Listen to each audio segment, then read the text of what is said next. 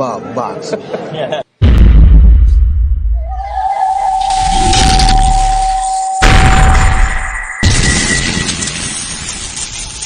You don't know shit about boxing. Yeah.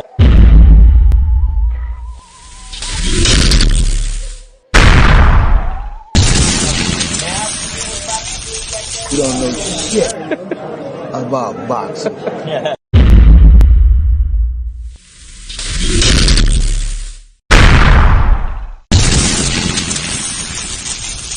You don't know shit about boxing. Yeah. I was like a young simmer cooking with the beat of king. Now nigga is the prince. Hopped over the fence where the grass weight green. Look at shawty ass popping. Something like Serena mixed with Trina had you seen her. She fine enough to be Miss Howard. Word to Adina. My money like a senior while she graduate. Marky Dan was popping. You know my niggas grab a plate. Gravitate the real shit. Stay away from phony. These niggas heard about me. Now they acting like they know me. Keep on saying where you going, nigga. Shit, it ain't no time. Hey, where you going, nigga?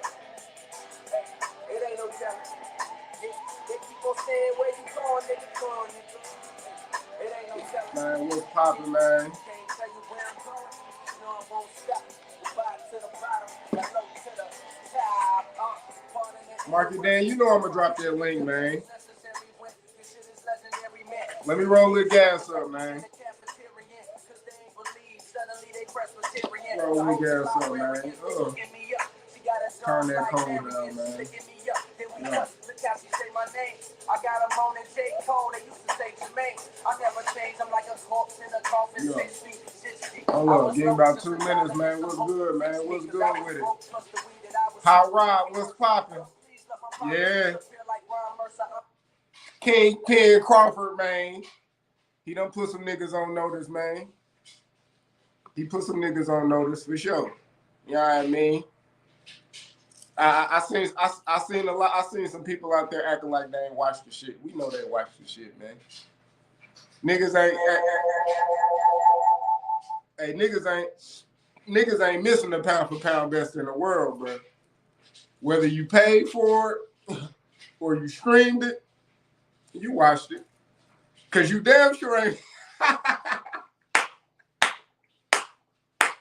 Facts. TEO ain't shit. Hey.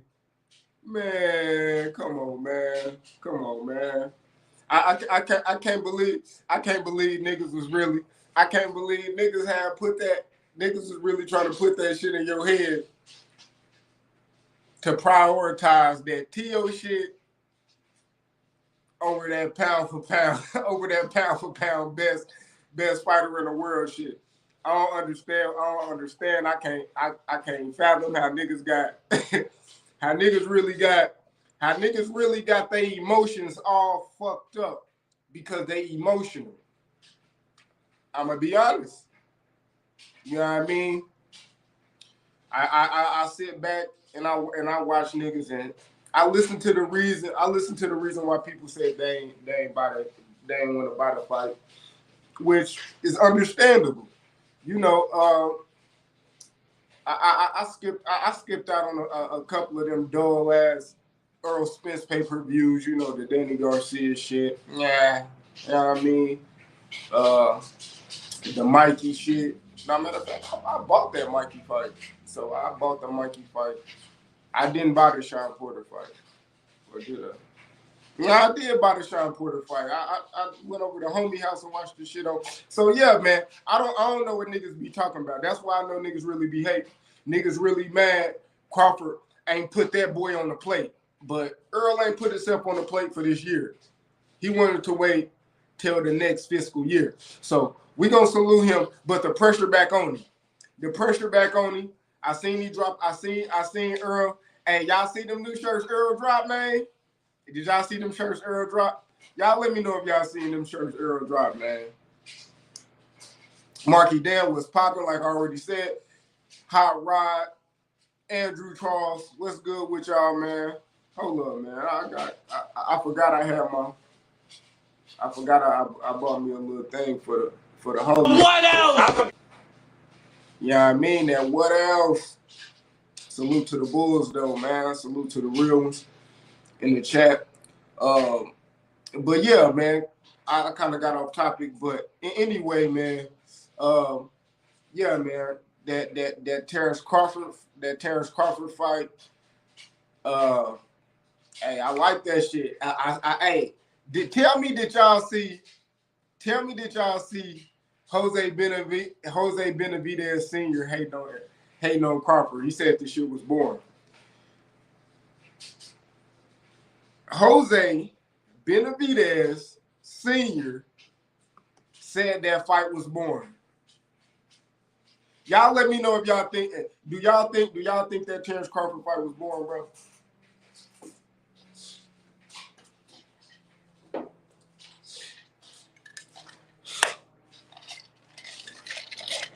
Never leave home without them things, man. Don't leave home without them, man. But I ain't think the shit was boring. I thought the shit was quite exciting. I was actually fucking falling asleep. I was falling asleep watching this shit. So I got TEO them. I got the TEO card playing on my laptop. I got BLK Problem shit playing on the TV. Man, I'm dozing off. Me and my wife, we like, man, hurry up for the main event. They need to come on, hurry up, come out. Bro, as soon as it came out, bro, then we trying to see what Crawford doing. I was looking at TEO, bro, and matter of fact, I'm going to just get to the TEO shit first. I'm going to just get straight to the TEO shit, bro. I'm watching the TEO fight. It's on my laptop. Like I said, I got the TEO laptop. I got that shit in my lap. I got BLK on the TV. I'm watching TEO probably like 2 rounds in before Crawford even get in there. So I'm watching TEO and I'm looking. I'm like, oh shit, TEO having a little difficult time. I see Sandor Martin, you know, kind of countering with that lead hand coming over the top with the little jabs, you know, kind of touching them, moving. TEO. We all see TEO. We know TEO. He really he looked like he had to get in the groove, bro. That shit was real hard for him. He couldn't. He jumping into the shots, man.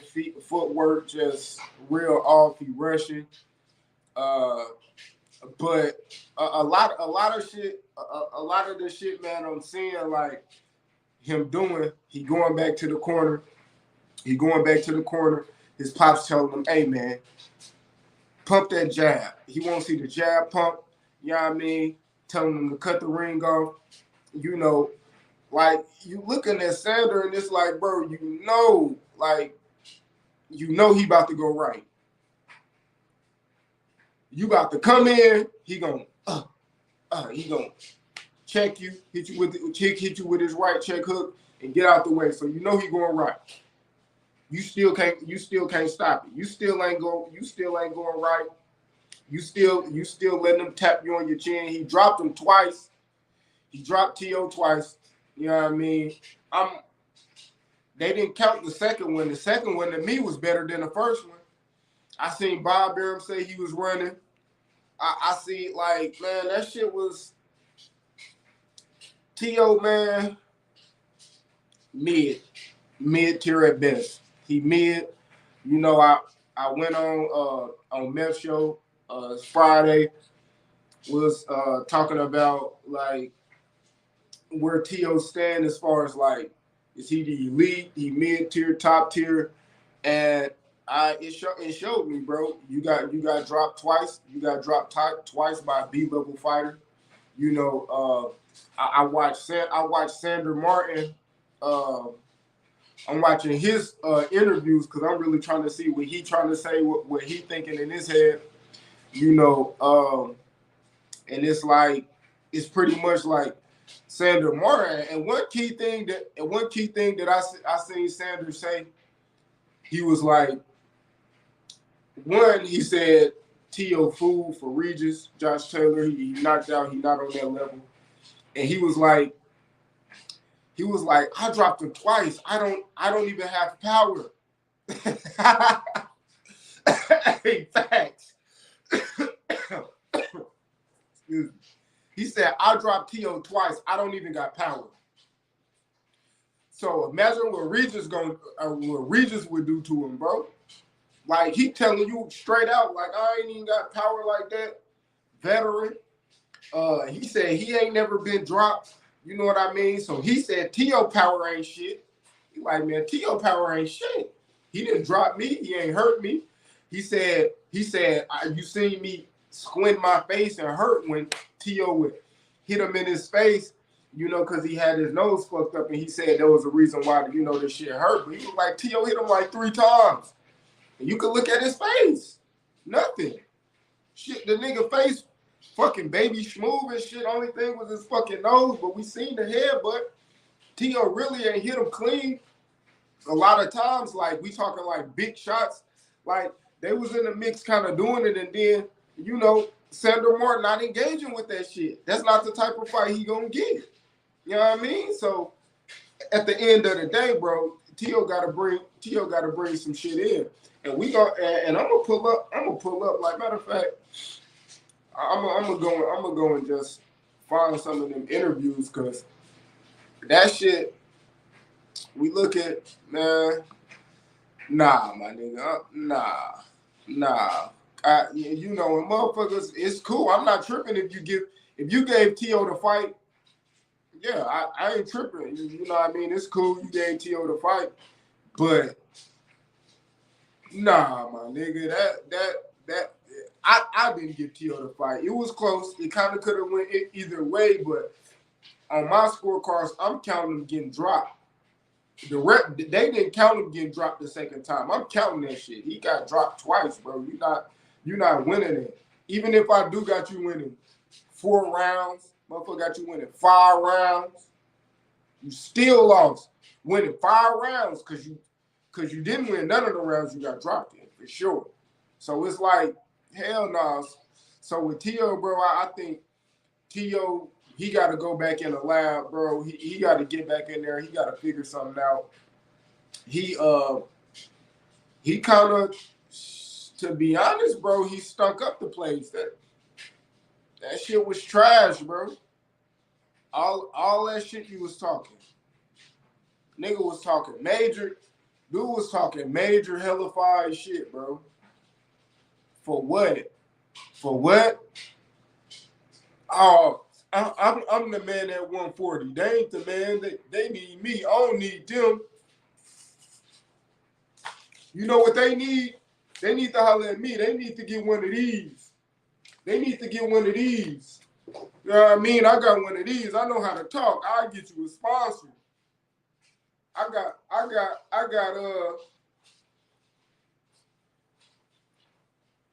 got tic-tac-toe games I'm playing. This nigga TEO playing tic-tac-toe. Cuz got tic-tac-toe in his book he talking about. Get the fuck out of here, nigga. Get the fuck out of here. Was your game plan in the book, nigga?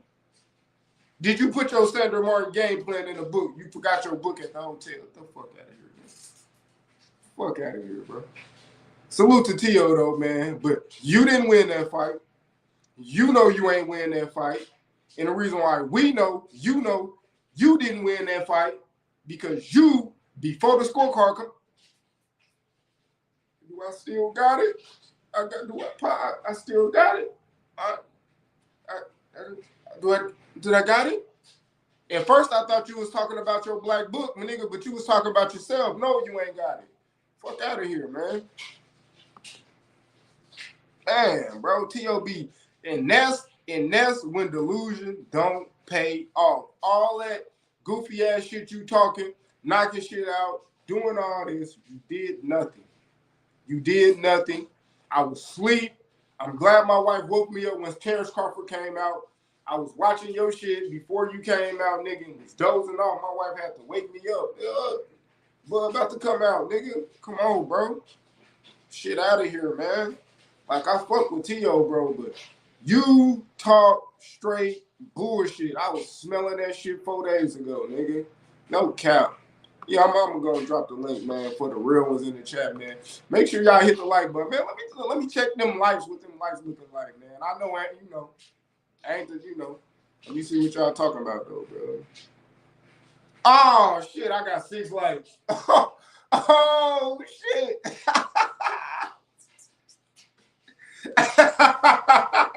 Hey, I really thought y'all was fucking with me. I looked and I only had 6 likes. Oh God, I thought y'all was fucking with me. That shit crazy. It's crazy. I was talking, I stopped rolling my blunt, all that shit on me. I thought y'all fuck with me. I see y'all don't fuck with me. Man, y'all don't fuck with me, man. Go and hit the like button. Hit that shit like Ernie Shavers. Push the goddamn button. Hit the bull, man. What the fuck? Oh shit. I can't believe it. I can't believe y'all ain't fucking with the guy like that. I'm gonna drop the link though. Fuck it. Don't like my shit, man. You know what I mean? Don't like my shit. That's cool, bro. Don't like my shit. Man, salute to the real ones though in the chat though. I see my boy E, Athletic Mind. Y'all make sure y'all subscribe, man. Watch the book, like the Athletic Mind Fire. Make sure y'all follow the channel Game of Takes, bro.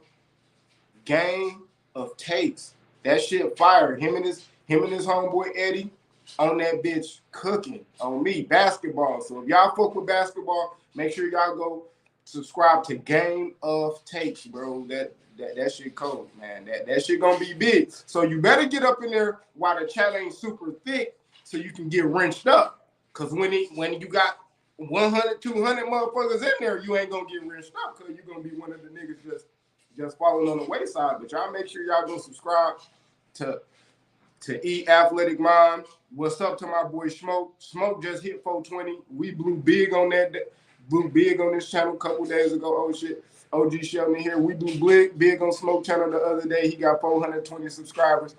So get Smoke to 500 so we can get him to 1,000 so that boy can start bringing in that revenue one time for the one time and stop bullshit. No cap. Stop that bullshit. Not Zay. What's poppin'? We in this bitch.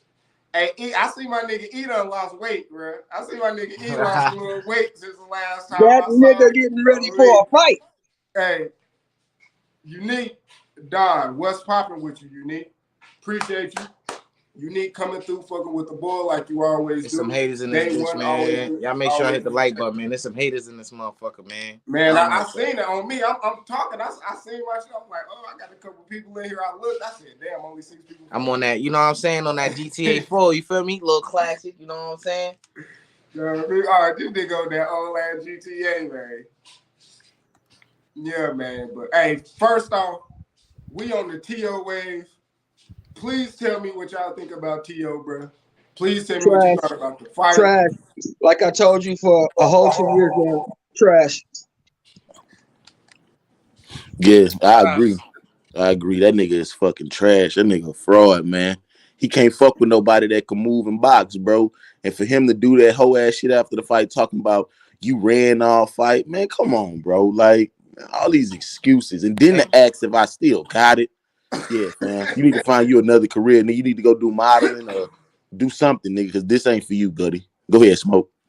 Yeah, I was just thinking, I think the next video, first off, I'm at 465. It was still growing. Thanks a lot for people who showed up for the 420 show. And yeah, if you haven't subbed, like Hugh said, please go over there and check us out. We have a good time. Hit the button or hang out in the chat. Hear what we got to say and drop your piece.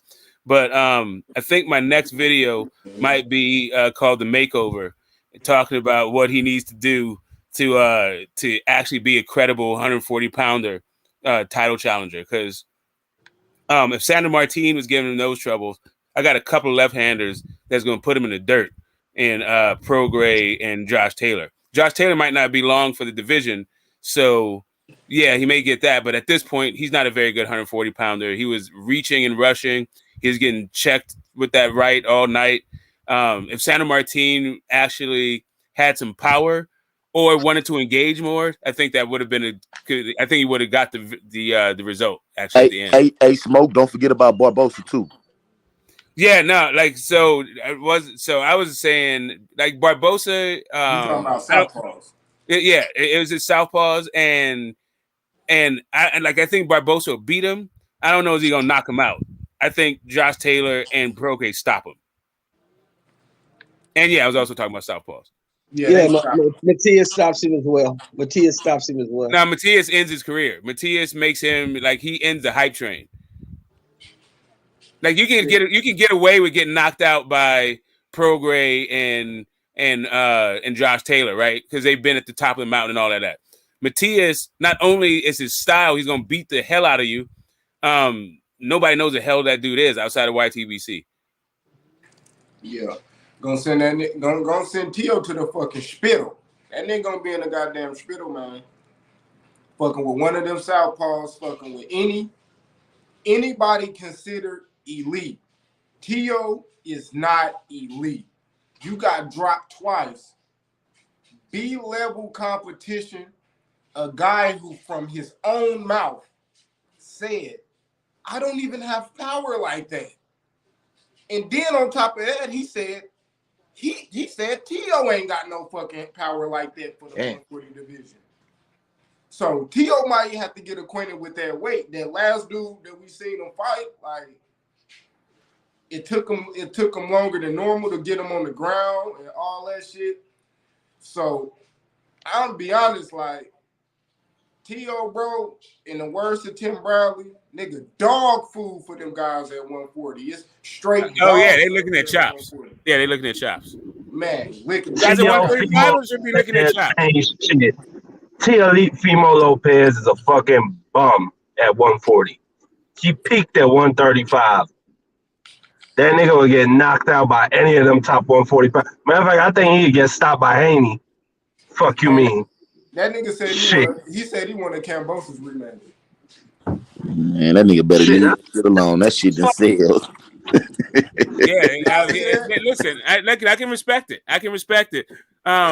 Especially because he's hot garbage at 140. Like those dudes are not playing with him. Like if you don't have feet you don't have the footwork. You don't have the defensive. You don't even have the correct defensive stances. Forget the head movement. You're gonna abandon your jab and turn into. He doesn't have a jab. I haven't seen his jab since Lomachenko, bro. Yeah, hey, Smoke. Yeah, go ahead. Smoke. What's up, Mike? Uncle Sheldon. Q. Did y'all hear what that man Sandor Martin said? He didn't say Prograis would beat Teofimo Lopez. He said Prograis would kill Teofimo Lopez. Yeah. And it's facts. It is all facts. That's what I'm saying. Like Rougarou, man. That's we some just shit. saw that blender that Rougarou put Zepeda in. Like Zepeda was mesmerized. He didn't know what the fuck to do, and then like the Brewer just took him out. Yeah, you go home now. That like a guy's gonna be rushing into that. What? No jab, chin first. What the hell are you talking about, man? Teofimo better get his money from these little ass whoopings he's gonna take from Prograis and Haney and Josh Taylor. Get your money and then retire. Fuck that. Okay, so here's what I'm saying. I'll say one name. Ismail Salas. Yeah, Smoke. I was just about to say that shit. He need to get rid of his fucking daddy, bro. That nigga is not a coach. He don't know what he's doing. He don't. I'm not gonna say that. Nah, he was giving him instructions. That nigga just wasn't listening. I'm with Tim Bradley. You giving real good instructions last night. I have to admit. Daddy wasn't saying crazy ass, belligerent ass shit like he was last time. He was giving them proper instructions. Turn your mic up, Q. But he did drink his water, right? But he did drink his water though. Well, did you see? Did you hear what Joe Tessitore said? He said it's a or not Joe Tessitore, Mark Kriegel. He said that it's a lot of different personalities in T.O.'s camp now, and he's not really listening to his dad anymore. So that shit coming to the end of the road, bro. Yeah, it's coming. It always happens. His father last night, fellas, was giving him real good instructions. He told him use your jab while you throw one shot, throw combinations, move your feet. He was telling him the right things to do. T.O. just wasn't listening. So I've been saying it's just the night when he fought Cambosos, he was drunk. That's why he wasn't that night. He needs to get a new voice in his corner because it's just like in basketball, just like in football, any other sport. Sometimes when you hear something so much from one person, it gets stale. And you don't want to hear it no more. You drown it out. And he needs some new blood. He needs to go to Salas or even the guy that trains B-ball. What's that guy's name? Oh, you talk about Diaz, Joel Yeah, Diaz. Joe Diaz, somebody like that. He needs to give it another trainer, man, because Hey, he's and to not allude listening to to your his body. Yeah, like y'all say, man, he been listening to his daddy for so long, man, and it's kind of like it's like the Porters, but you know, Sean was just more level headed, so you know, he know how his daddy operate. TEO, this young guy, you know, he feel like he got all this pizzazz and everything, so the shit gonna get stale. Like we've been saying, he need to go get another coach or at least a secondhand coach. And he needs to go back to basics, fellas. He needs to get back in the gym and work on head movement, a jab, footwork, basic boxing, because he doesn't have that. He doesn't have it. I heard that's He what they need to said. learn how.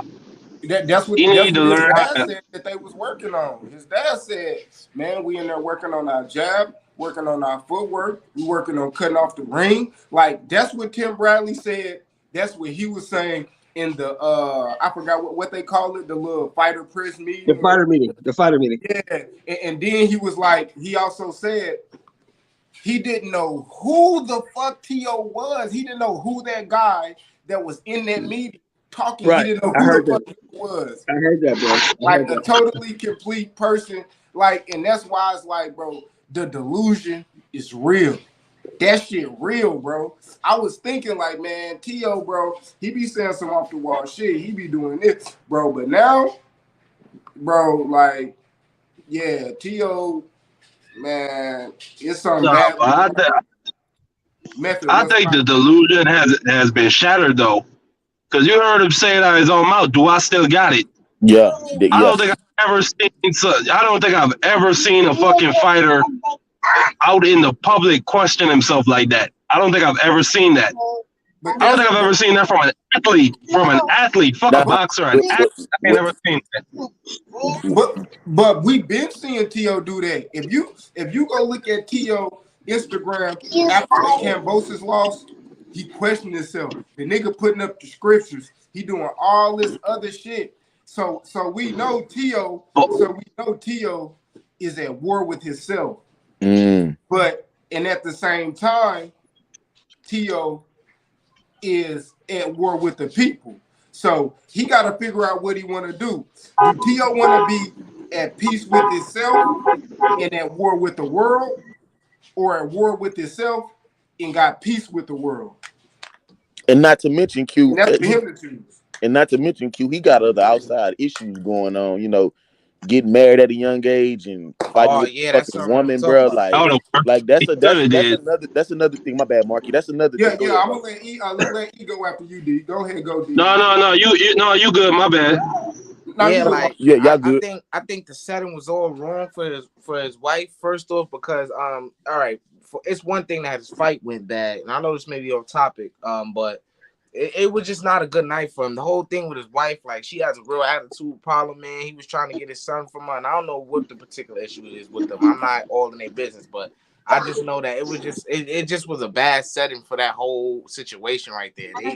They had her all in the camera and stuff. Like, they know that she acted like she didn't really want to be there, bro. Right, and they know Top Rank know that they've been having issues because it's been documented on many the little shit they put up before the fight.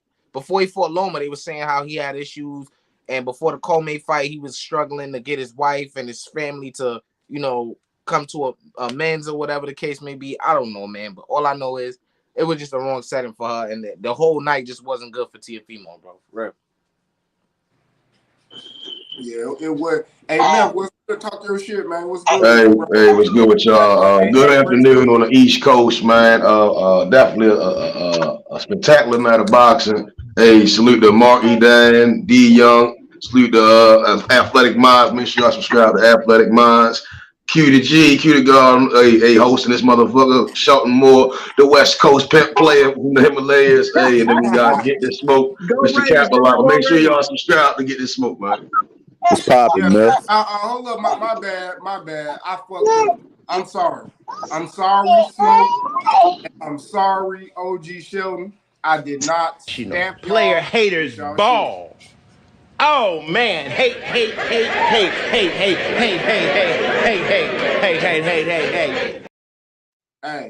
Smoke. Hey, listen. What can you say about that drop that hasn't been said about downtown Baghdad?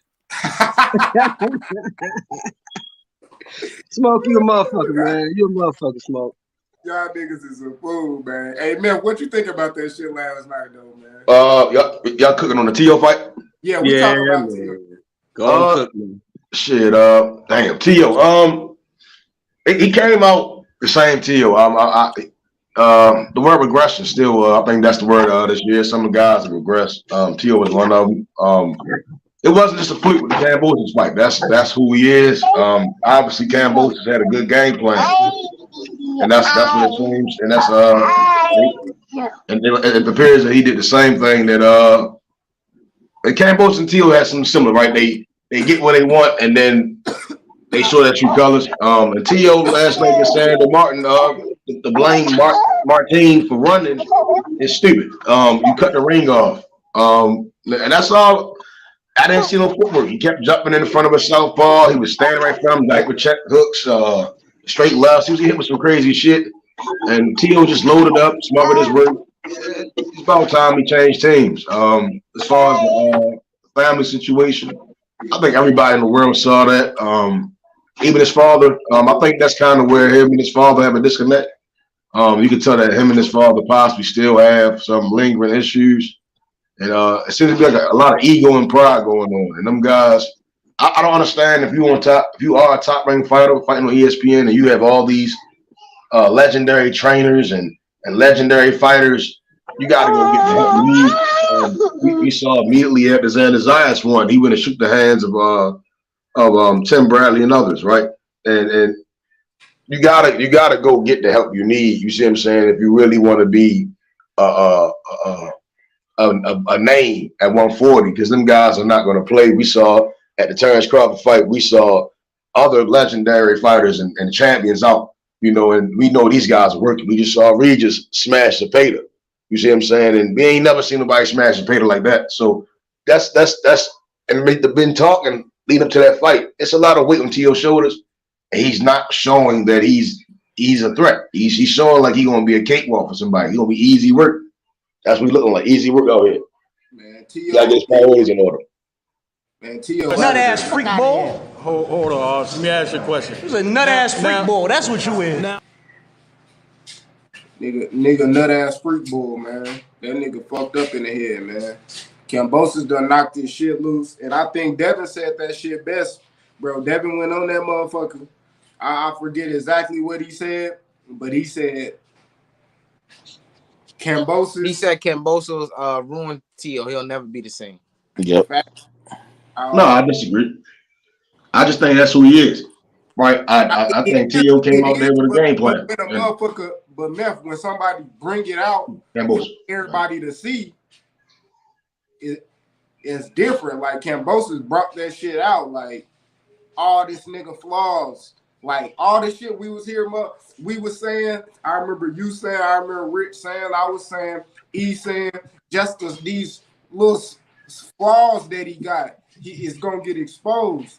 And when he got in there with Cambosis, the first time he supposed to defend his belt, show that he elite, show that he really here to stay, you get your ass whooped and your belts took.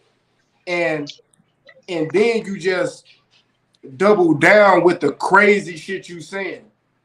You didn't double down on the hard work and the preparation and everything that you needed to take into the ring for the next time you fought. You just doubled down on the shit talk. You didn't double down and go get you a new trainer and up your training regimen. You went and got you a Nike notebook and start writing scriptures and poems and doodles and stick figures in that motherfucker. And you ain't did no work unless you was out this bitch lying like you. I'm just thinking a nigga lying because you didn't even do nothing. I never seen him take a round to try to establish his jab. Take a round to take away Sandor Martin's lead hand to try to make Sandor Martin do something other than what he was having success on, which he just capitalized on that success and did it the whole fight. Like that's right. Well, Meth, if you listen to a Q, Meth was talking about it Friday. We was talking Friday, and Meth said something that's an age-old saying, and it applies to this situation that we're talking about that happened last night. Hard work beats talent when talent don't work hard. Yes, And sir. that's what I saw. Yes, sir. My dad used to say that shit all the time. Yep. And It, that's what it it is. definitely, yeah, it definitely showed. It just see. I think he can be. It's the young man is. I didn't see him get tired. You see what I'm saying? I don't see development, and that's what's crazy, right? And then I mean, after the fight, right? You want to like just to compare it to the Terence Crawford fight. And I don't really want to do that to the young man. You get what I'm saying? Compare him to the. I got you, right? Because when you in the sport, right, you want to be as great as the best guy in boxing, right? And that's what we saw with Crawford. I know Smoke on here, and we got some reviews. That guy was saying, well, it was slow and this and that, but that's what you want to do, right? You want to slow a guy down. What we saw Crawford do is establish his distance, get him where you want him at, and got him the fuck up out of there. I didn't see TEO establish any distance, and that's kind of what I was expecting, right? I thought by the seventh round he would have already figured his distance out, packed him on up, sent him on home, on to the next one. And I didn't see that. I saw him just kept struggling and struggling, reaching, throwing himself in there, and he got set down twice. And it's just levels to the shit. I don't know. I don't know who was the mastermind behind that dumb shit. I'm gonna say this, fellas. I'm gonna say this, man. Look, me and E, we've known each other about 2 years, and me and E have been going back and forth with this shit. And I've been telling E that TEO ain't shit since I met him. And now you seeing that TEO ain't shit. And at 140, let me say this. He is food. He's food. Who you telling? He's not beating nobody. I never said Hold on, E. He's not beating nobody in the top 5 at 140. None of those dudes. He's not beating any of them. Why you coming at me like I said TEO? No. I'm saying because we always have. No, listen to me, E. Listen to me. Because me and you were the ones that had the conversation. Right. We had the conversation. And I told you, you was telling me about TEO and he beat Loma and I said, man, that dude ain't shit. Yeah, and you gonna see when he go to 140, that dude ain't shit. He's not very good. And when it comes to Crawford, I'm gonna say this, and Meth and Q, you might disagree with me, but I'm gonna say it. Bud done lost a step. But I seen a little something, but I think Bud has gained in knowledge. You can see his mental, his IQ is still there. His sharpness is still there. Thank you. You guys been telling me I've been crazy all year. You wanted to get on a young man for I told you so. I've been telling you all damn year. This dude has lost a step. He lost a step, but he gained it in knowledge. I saw him. He set that dude up. So y'all still believe in that Jamel shit? That he gonna do this and that to Jamel? Man, he gonna get Still think he beats Jamel. He gonna get knocked on IQ and skill alone. He beats Jamel. He's lost a step physically. He's 35 years old. He's lost a step physically. But I think he's smarter. I think his punch placement, his IQ, his ring generalship. He gonna beat Jamel. He gonna beat Errol. He gonna beat Errol. He ain't being Jamel, bro. Jamel too young, too strong. Both of these dudes are too big. Like, listen, here's the thing. Like, you're getting enamored with Bud. He's got the same thing with Tank. He's shooting at cans, man. Like, you guys are like Jamel Charlo has taken shots from guys who hit at least as hard as Bud. Thank you, bro. Right, but you're banking on. I think you're. I'm gonna go after Smoke. Let me get it off. Jamel Charlo himself hits at least as hard as Bud, and Spence been in the camp with that dude. Like, I'm not sure. Like, just because all these other dudes are short circuiting, like the Kell Brooks of the world, the Amir Khans, and all these fucking weirdos. These are not the caliber of fighters of Spence or Charlo. It's not. They don't have the same chin. And I've been telling you, Smoke, for a year and a half, 2 years, that Errol Spence is not an elite fighter. He's not. I'm Queen. What's up, my Hey, so Smoke. What nigga at 154 has the punch placement or the skills as a Terence Crawford, my nigga? I'll wait. Listen, Canelo has excellent punch pound placement, and when he went up to that fucking big ass weight class, it didn't fucking matter. It couldn't hurt him. Hey, Smoke, just hold my up, bad. Hey, Smoke, you're right back to cooking. Hey, man, I already got on this bitch. Hey, man, hit the like button and get the fuck on, man. What's up, man? Bro, stop all that hating shit, man. Smash the like button for the homie, man. Stop doing that. Move. I ain't really to the likes, but goddamn, when I get people calling me out, man, goddamn, hit the like button. Hey, man. Push the goddamn button. Push the goddamn button. You heard what she said. Look, that male shit ain't even a conversation, though, man. Yeah, and let me say, bro, Yeah. my bad, Smoke. Go ahead, go. I ain't let you. That was D Young. I'm just saying, I'm expecting Spence to fight at 160. I don't expect Bud to fight at 160. He might go up to 168. That seems like a stretch, but I definitely see him fighting at 160.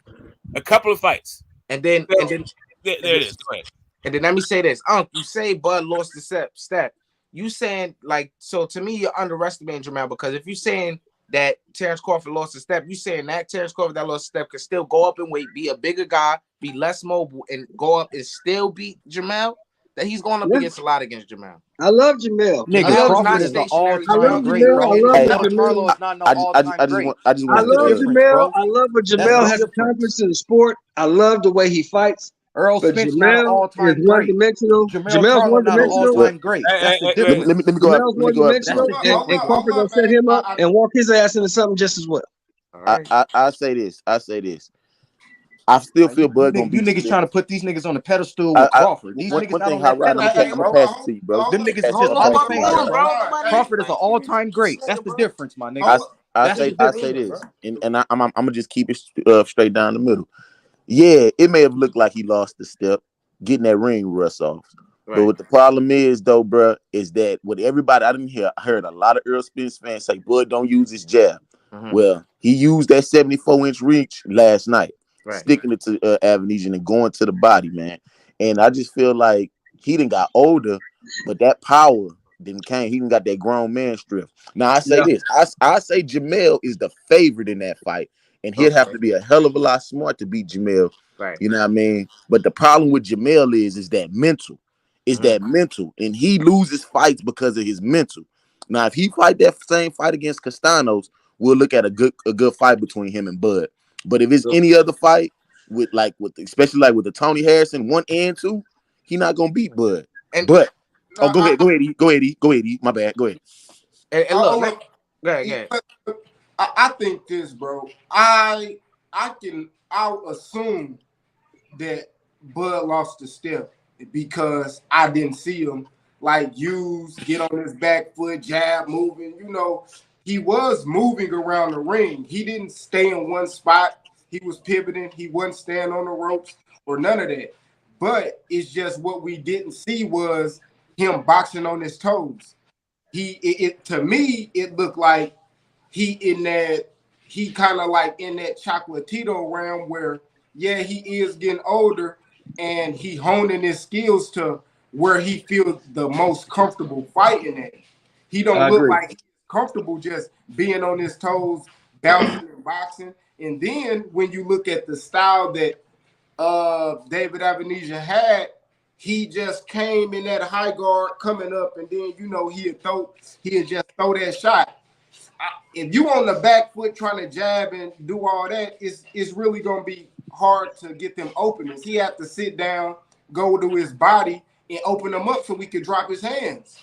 Because he like this the whole fucking time, looking through the shit. You know what I mean? He wasn't doing much. He'd throw one shot and he would hit Bud. You know what I mean? He right there. But that's like you can't be sitting there on the back foot jabbing and all hell no.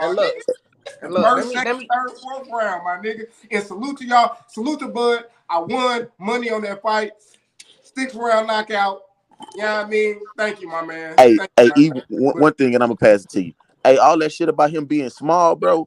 That nigga looked like he was about 160 last night. But go ahead. My wife said, man, Terence Crawford, he looks skinny like when he's out of the ring.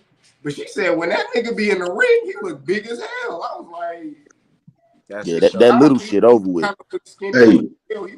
There's a lot of guys at 168 I think give Terence Crawford smoke. I think Tony. Before smoke, I want to hop in on this. Go ahead, man. You've been waiting. Go ahead. I totally disagree with the loss of step shit. The nigga is a monster, right? He was out that bitch turning this nigga. I mean, he started off in orthodox, and I think he quickly saw and peeped something quickly. Then he switched to southpaw.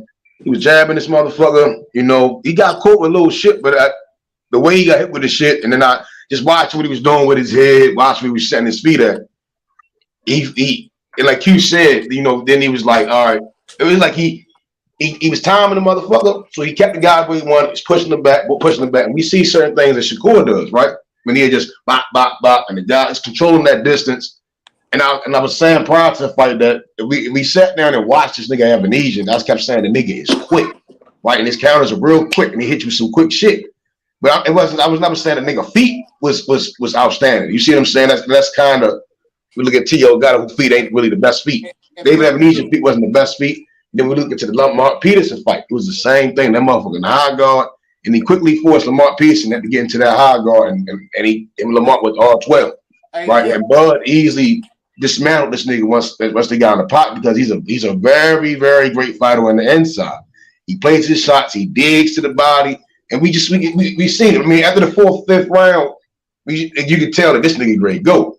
You know, then heading to the sixth round with uppercuts. He was throwing just many combinations, and the guy was gone. You know, I assume that many people thought Bud was just probably gonna be moving around the ring, and like, no, I mean, you know, you see the guy's power. It's cool power. It's quick here, but I think he realized the nigga was like repetitive, right? Let me just throw some more combinations, you know, and then turn them to the ropes.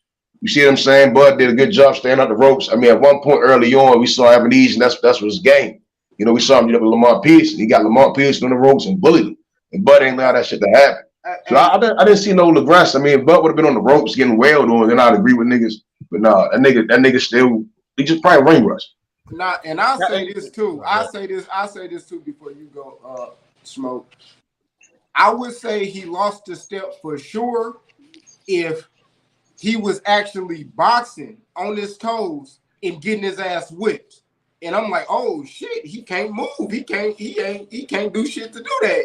And I actually see him losing the step people talk about he lost. But the way he fought that fight, like, yeah, I mean, yeah. So this is what I mean. This is what I mean by lost a step. First off, all of that stuff is well and good that we're talking about what he did. And it'd be great if we were talking about how he was in the ring with, let's say a Boots Ennis or like a Virgil Ortiz, and you said like, oh yeah, he did all that shit, or even a Keith Thurman at this point. But he's in there with David fucking Avenesian. So like, what really the issue is. Listen, the issue that I have when I talk about him losing a step is the pace that he fought was Bud's pace. They didn't fight David Avenesian's pace. They fought Bud's pace. Bud's pace used to be a lot fucking faster. Right, but all right. So again, this is the welterweight division, right? I mean, early on, right? Let's say with the Jeff Horn fight, right, when he was coming straight out of 140, right? Now he's fully developed into a welterweight, junior middleweight type ass guy, right? So then now it's like, we still see the finesse, but then now we seeing like a monster at the same time, right? Because prior to that, nigga said Bud can't fight on the inside and this, that, and the third, and I mean anyone that studied the motherfucker, he went up there and showed you kind of why. I mean the fights don't. Nobody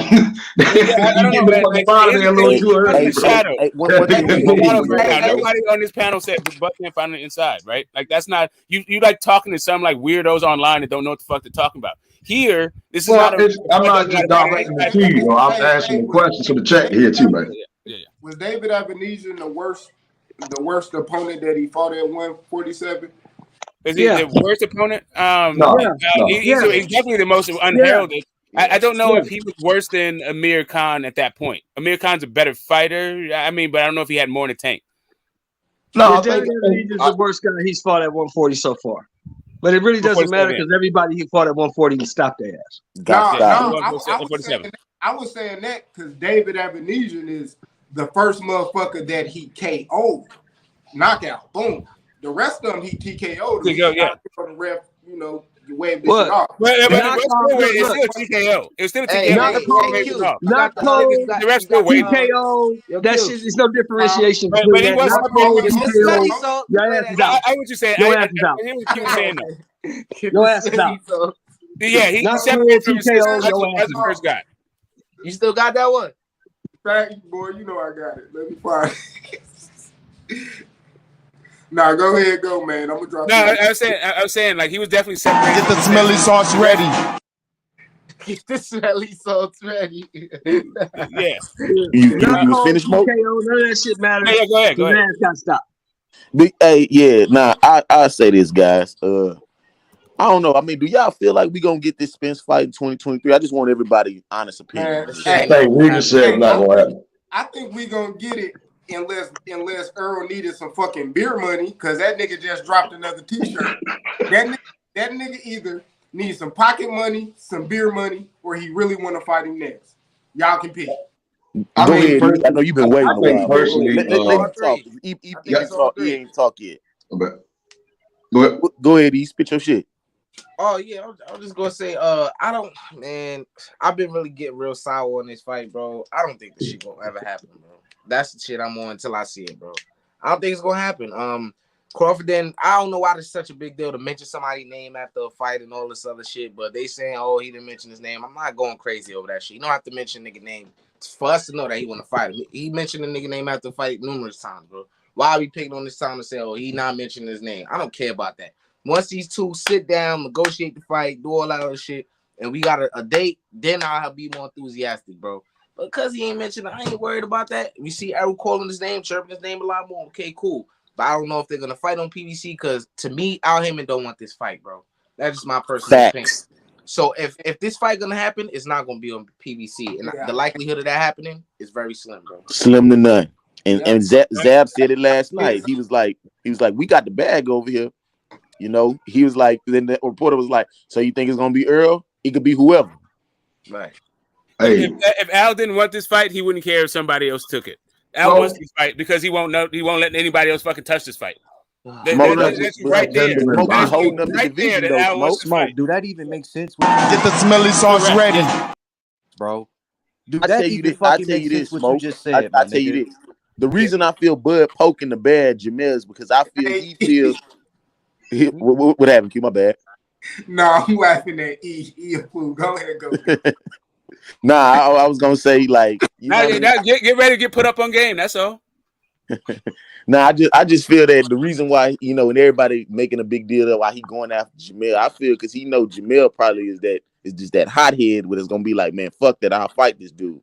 And like he said that in the interview. Yeah, he say Spence very passive. He gonna listen to what Al say, bro.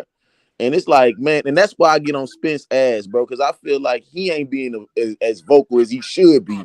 Like, you know what I mean? Like, I feel he should be, because listen, if he was mad about not getting the fight, he should be taking all his aggression out on Al Heyman, the guy who controls everything that he does. But go ahead, though. Y'all good. Right. So I mean, I don't know if I think we all saw the Twitter thing, like after the IG live, that little back and forth where Spence was like, everything we asked for, we gave you. Like, I don't know, like, Spence can't, like, there's no allegation to want this. Like, was that Earl or was that who was that typing for Earl? We don't know what that is. I got it. Earl can't spell. So let me put you up on game. My bad, Smoko. No, if you're the CEO of a company, bro, you're not a black sheep. What fucking game you gonna put us on? I'll tell you. That shit out, bro. I'll tell you. You're not a fucking promoter, bro.